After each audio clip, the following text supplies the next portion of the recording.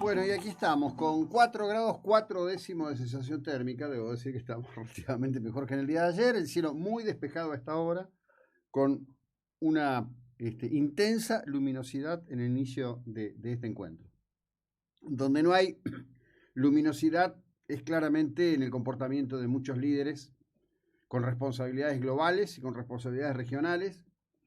Hace ya horas, pero siendo avanzado el día en el sudeste asiático, el régimen de Pyongyang lanzó misiles, algunos de los cuales impactaron muy cerca de la frontera de Corea del Sur, frontera marítima. Allí el líder Kim Il-jong, del cual se dice que aprovechando el conflicto desatado por Rusia con la invasión a Ucrania, estaría rearmándose. Esto implica, bueno, la existencia de responsabilidades de carácter concreto. Kim Il-jong puede rearmar Corea del Norte en base a equipamiento chino o equipamiento ruso exclusivamente. Los rusos hay que descartarlos, difícil, están en una situación extrema con sus almacenes y provistas bélicas prácticamente agotadas, en un punto muy, muy alto y con pérdidas enormes y severas que no pueden reponer.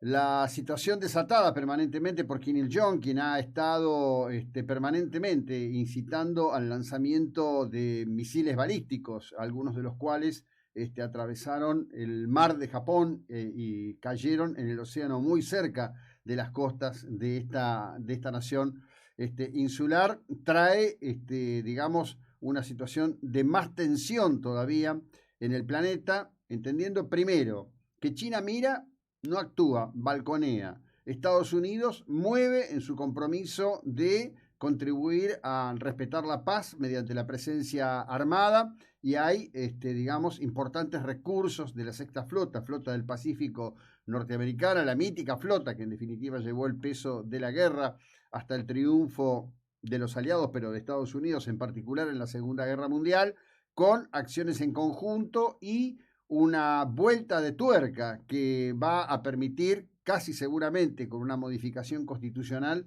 reequipar las Fuerzas Armadas de Japón, rompiendo, digamos, los tabúes que quedaron después de la Segunda Guerra Mundial, a partir de lo que fue en su momento el expansionismo nipón y la brutalidad nipona sobre terceros pueblos, muy en particular sobre el pueblo chino y el pueblo manchú. También la cuestión que ha tenido que ver históricamente con la ocupación de Corea, hecho que concluye justamente con el fin de la Segunda Guerra Mundial y después deviene en la trágica, inmensa masacre que hubo en la guerra que separó las dos Coreas en Corea del Sur y Corea del Norte, un punto alto en la posterioridad de la Segunda Guerra Mundial que hizo temer por una guerra nuclear entre las grandes potencias, en particular porque por supuesto el bando de Corea del Norte, que luego dio origen a la dinastía de los Jong, tenía que ver con el apoyo ruso, pero esencialmente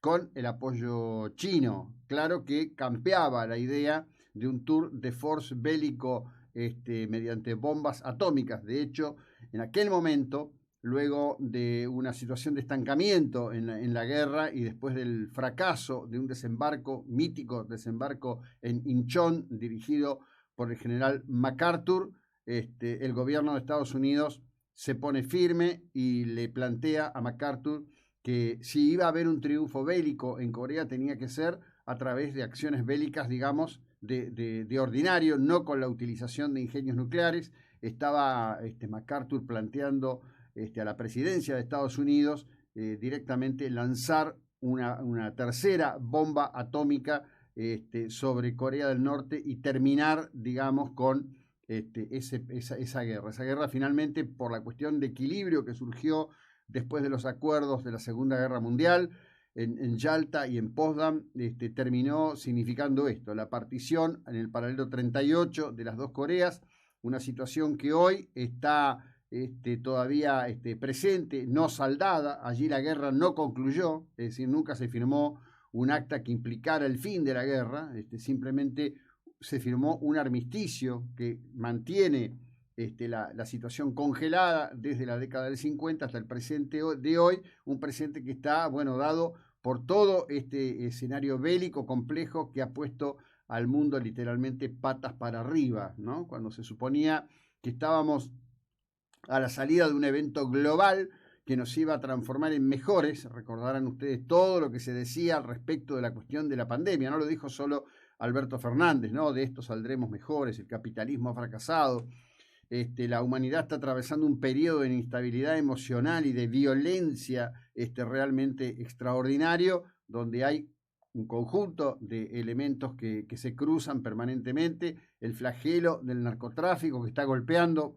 Hoy hay una situación complejísima en Ecuador, con movilización de fuerzas militares, todo que ver con una serie de situaciones que probablemente y desafortunadamente en Argentina no se visualizan, en particular por el sesgo muy barrial de los medios de la Ciudad Autónoma de Buenos Aires y su capacidad de expansión por el diseño comunicacional que tiene la Argentina todavía hoy, pero que está ocurriendo. La situación en Ecuador está complicadísima verdaderamente. Allí bandas de narcos están disputándole el poder directamente al Estado ecuatoriano, que está recurriendo a las Fuerzas Armadas como una opción de búsqueda extrema de recuperar el control.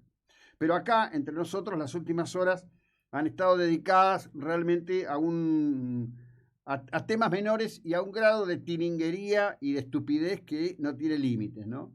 Desde los que cortaron y divulgaron una fake que decía que Bolsonaro desconocía la elección porque tenía pruebas irrefutables de fraude y movilizaba el ejército para tomar el poder, hasta algún, llamémosle, dirigente local, se comió la curva y replicaba la fake, que me la habían pasado a mí mientras hacía el programa ayer, más o menos a las 8:30 de la mañana.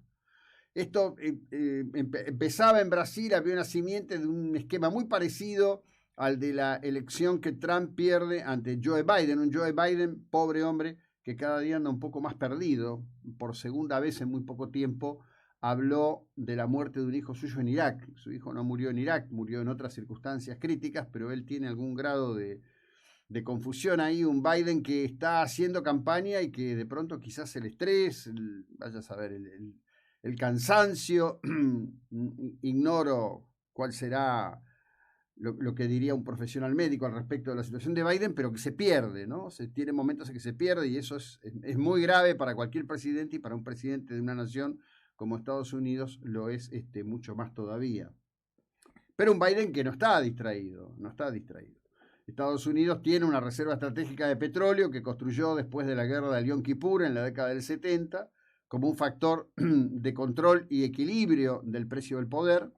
Decidió contestar al acuerdo de la OPEP en bajar el volumen de producción para ayudar a subir el barril de petróleo y de esa manera ayudarlo a Vladimir Putin a tener más recursos por la venta de petróleo, con la liberación inédita de millones de litros de la reserva de petróleo, lo cual tiene por objetivo empujar a una baja del precio del combustible, del galón de combustible en Estados Unidos, que es un factor crucial en la construcción de precio y de percepción de estabilidad económica o no de los norteamericanos. Como vemos, un tablero complejísimo en donde Argentina no existe, no tiene participación.